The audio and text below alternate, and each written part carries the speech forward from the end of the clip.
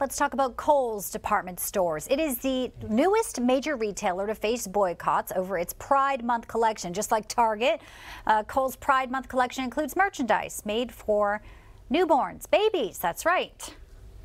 And I think we have, this right here. This is what Kohl's calls their Baby Sonoma Community Pride bodysuit set. A lot of words. As you can see, it's LGBTQ plus stuff for infants. The website says your infant can now, quote, celebrate the joy that comes from living authentically and unapologetically during Pride Month and really all year round, Bianca. Oh, that's good to know. The boycott Kohl's hashtags, though, have been flying around social media like you wouldn't believe. Babies are pretty authentic anyway, just by their nature. So they don't really put on airs. That's the good thing about really babies. don't. In fact, social media influencer Alex tweeted, "In case you need clothes for your gay or trans 3-month-old, Kohl's has you covered, folks." All right.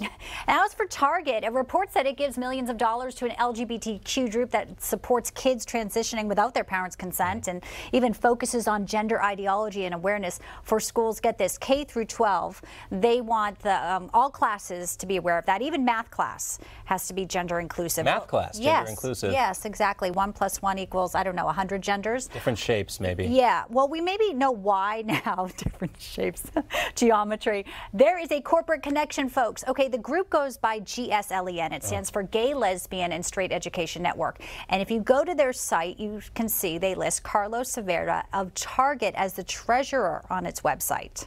Also, Carlos Saavedra has on his LinkedIn profile, which of course includes his pronouns. Of course. His day job, he says, is to be the VP of brand management at Target. Saavedra leads Target's brand stewardship and campaign development. Oh, get this, he's also in charge of their back-to-school / college / inclusive marketing and social media engagement. Wow, wouldn't you know? Let's welcome in the founder of Allison May Public Relations, also a Newsmax contributor, Alison Maloni.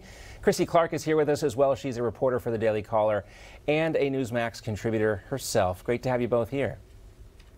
Thanks for having us. Great to be here. Yeah, so much happening. I mean, so Kohl's wants your newborn to be authentic and an unapologetic queer lifestyle. And ladies, did you notice they call this a bodysuit set? Okay, it's a onesie. I wonder why they're avoiding that term. And Allison, you know, why do you think Kohl's would follow Target's down,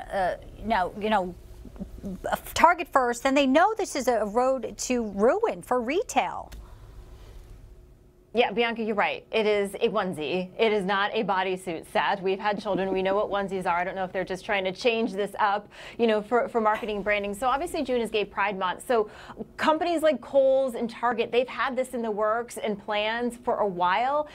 So I'm sure that they planned on rolling this out. However, you would think that after seeing what happened with Target lost $10 billion in market cap in 10 days, that Kohl's maybe would have taken a step back and reevaluated the situation, but they've been in trouble. In July of 22, they lost, their stock went down, it plummeted, so they're trying to, it sounds like and looks like, trying to generate a new audience, but it's not working. As you guys mentioned, hashtags all over social media to boycott Kohl's. This is not something that parents want to see, or a lot of parents want to see, at least I don't, for a 3-month-old baby. Yeah. Hand in the air over here. That makes 3 of us. Yeah. And, you know, Chrissy, it's interesting to see the Target VP of brand management so closely tied to the Pride initiatives and their back-to-school initiatives. And this group really also wants to make sure parents are unaware if their minor is transitioning genders. I guess it all makes sense then, doesn't it? Yeah, so like you said in that intro, this individual that works at Target also works with Glisten, G-L-S-E-N. They pronounce it glisten, like sparkly, trans, magic. I don't know how they. Thank you, Chrissy. Themselves.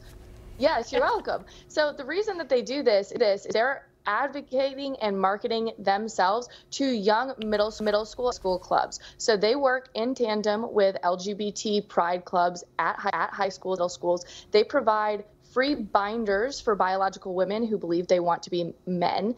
They provide these transition closets that you'll hear about a lot. This is where schools will have closets for kids so they can come to the school dressed as a biological man or a woman and then transition themselves with closets, free clothing at school so that they can socially transition themselves without their parents knowing. This is what Glisten provides. And then you have this individual who works with Glisten comes into Target and then says in 2022, if you are not on board with this agenda, leave Target. And then they wonder how you get to this position where you don't have anybody you know, you have your market capital crashing, you have people going against you, you have this boycott against you. You wonder how you got to this point. Well, you have sounds a little, Chrissy, like Joe Camel being invited onto the playground to hang out with your kids during recess. It's been around since 1990. And then bullying your kids if they don't take his cigarettes. Right. We continue our public service announcement for parents now and the people that you should keep your kids away from. Have you guys heard of this event called Megaplex?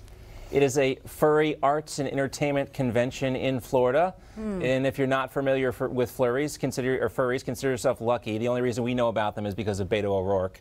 You can look it up. Anyway, they are now banning minors from the Megaplex furry event, saying after reviewing that new Florida law, the one that bans drag shows and other sexually charged content performances from happening in front of children, Megaplex's organizers say that it's been decided that for legal reasons and the protection of our attendees, our venue, and the overall convention, 2023 attendees must be 18 years of age at the time of registration pickup. Chrissy, what exactly was going on at this Megaplex before the law was passed?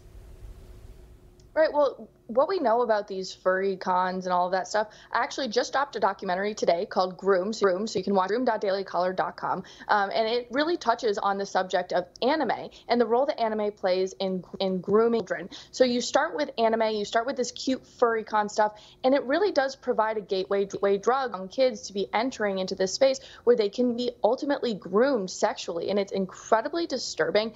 And while this may look like something that's cute and fun and pointless, we at the Daily Caller went to some of these conventions, and this is a rife space for grooming kids with this transgender ideology, and it should be for 18 because it is just inherently sexual in its nature, no matter how it's portrayed in the media. Yeah, and it's coming all out in the open now. I'm glad you mentioned your documentary. We'll have to check that out. But, you know, Alison, the film critics at the New York Times had a very interesting review for The Little Mermaid. We know it had a reboot here, but now they're talking about it, saying it's just skin deep, saying that Ariel and its diverse cast, get this, reeks of obligation and noble intentions, but joy, fun, mystery, flavor, and kink, they're missing. Kink? This is a child's film. I mean, when they try to say ostensibly that we are going after people for who they can love, we don't care if you're an adult. This is for children. This is grooming.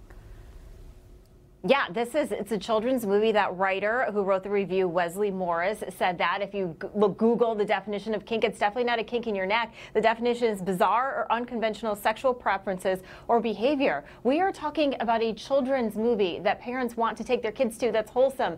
And this writer obviously thinks it's not wholesome enough, or I don't know what he wants, but I don't even know how we're at this point that we're talking about this and we're talking about furries. I learned about furries because they were in my best friend's daughter's classroom in 5th and 6th grade. This is crazy. Yeah, that's how I learned what that was. But yeah, we're at this place now where we can't even take our kids to movies because somebody's going to criticize them for maybe being too wholesome, which is exactly what we need. It takes a village, they say, of fellow parents who educate other parents about what the heck is actually going on in schools these days. Alison, Chrissy, great to see you both. Thank you. Thanks, ladies. Thank you. Thank you.